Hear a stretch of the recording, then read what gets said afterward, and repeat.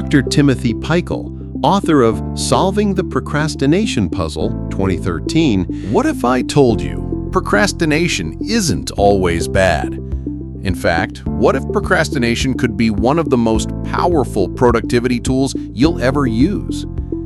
We've been taught that procrastination makes us lazy, unmotivated, or even failures. But research and behavioral psychology suggest something very different. Procrastination, when harnessed correctly, can actually make you more creative, strategic, and productive.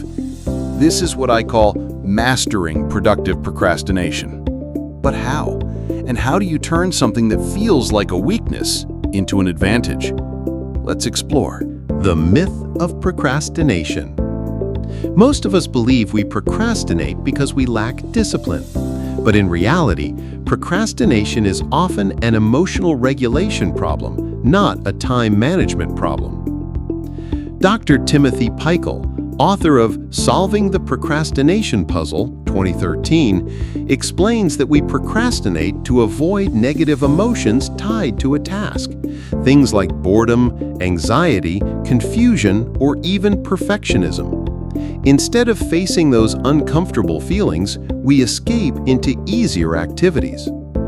But here's the twist. The act of procrastination itself is not the enemy. It's what we choose to do while we procrastinate that makes all the difference. Philosopher John Perry coined the term structured procrastination in his classic essay and later his book, The Art of Procrastination. His argument is counterintuitive. Procrastinators often avoid what's urgent by working on something else that still feels meaningful.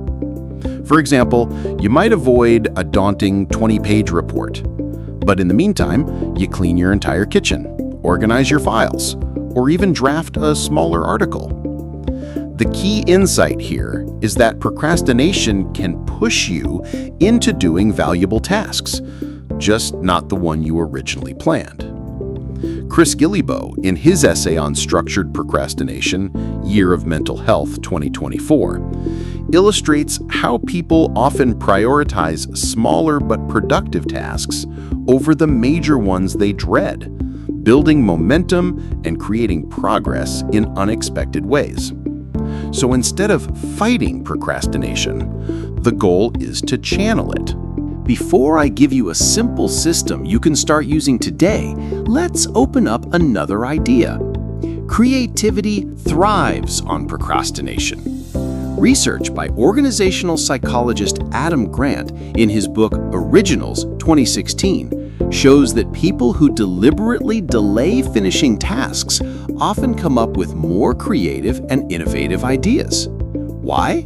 Because giving your brain extra time allows for incubation, where unconscious thought works on the problem and fosters fresh solutions. For instance, legendary figures like Leonardo da Vinci worked on the Mona Lisa for over a decade, procrastinating perhaps on completing it. But in that time, he refined techniques that transformed the final artwork into one of history's masterpieces. But how do we avoid letting procrastination spiral into paralysis? Here's a practical system you can put into use today to master procrastination instead of being its victim. Step 1. Rank your to-do list by importance and resistance. Write down your major priorities. Then, instead of asking what's urgent, ask which task am I most resisting? That's often the big frog you're afraid of. Now, use structured procrastination. Choose a slightly less intimidating but still meaningful task to procrastinate with. Step 2. Design your procrastination list. This list is a set of tasks that are useful but not urgent, smaller in scale, aligned with your long-term goals. For example, writing brainstorming notes, replying to networking emails, updating your resume, or organizing finances. John Perry argued that procrastinators often accomplish great things precisely because they're avoiding something else.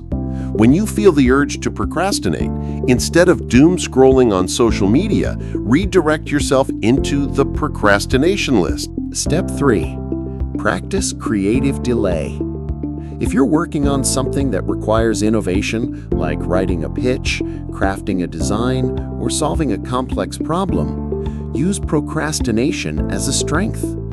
Set it aside deliberately, but give your brain permission to wander. Adam Grant's research shows this delay often surfaces better ideas. Step 4. Time box the escape. The biggest danger is drifting into endless avoidance. Studies on productivity, such as Piers Steele's The Procrastination Equation, 2010, reveal that procrastination, giving unlimited time, just amplifies guilt. So apply the 5-minute rule. Tell yourself you're only going to procrastinate on something productive for 5 minutes. Often, momentum builds, and you find yourself doing far more than intended. Step 5. Reframe procrastination as emotional management. Dr. Jane Burka in Procrastination, Why You Do It, What to Do About It, 2008, argues that self-compassion is crucial for overcoming harmful procrastination cycles. Instead of beating yourself up, recognize the resistance, then gently redirect it into something useful. Example in action. Imagine you're a young professional with a huge presentation due in a week. The thought of starting stresses you out, so you procrastinate. Normally, that would mean binge-watching Netflix. But a productive procrastinator might instead use the avoidance energy to update their LinkedIn profile, draft a list of talking points, or even practice storytelling for smaller slides. None of these are the presentation itself, but they prime you. By the time you return to the big task, your mind is warmed up and less resistant. That's how procrastination transforms from a liability into leverage. Here's the big takeaway. Procrastination isn't about laziness or lack of willpower. It's often your brain signaling that something needs reframing. If you can learn to redirect that resistance into useful, aligned action, procrastination becomes an advantage, not a curse. So the next time you catch yourself procrastinating, don't just fight it, redirect it. Make procrastination work for you. Because at the end of the day, the people who achieve the most aren't the ones who never procrastinate.